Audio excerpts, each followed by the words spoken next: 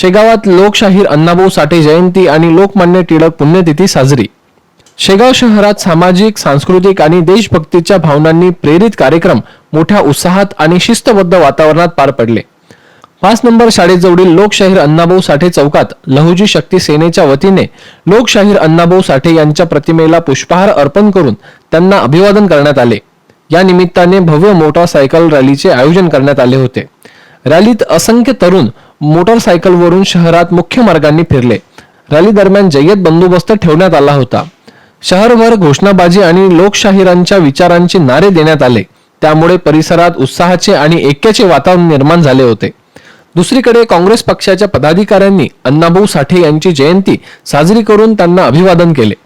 यानंतर लोकमान्य बाळ गंगाधर टिळक यांची पुण्यतिथी साजरी करण्यात आली. या कार्यक्रमात मान्यवरांनी भाषण करून अण्णाभाऊ साठे यांच्या लोकजागृतीपर कार्याचा आणि लोकमान्य टिळकांच्या स्वातंत्र्य लढ्यातील महान योगदानाचा उल्लेख केला. त्यांनी सांगितले की अण्णाभाऊ साठे यांनी आपल्या साहित्य व गीतांमधून समाजातील दुर्बल घटकांना आवाज दिला, तर टिळकांनी स्वातंत्र्य लढ्यातील जनतेत राष्ट्रीयता जागवली. अशा महान पुरुषांच्या कार्यातून आजही प्रेरणा घेण्याची गरज आहे.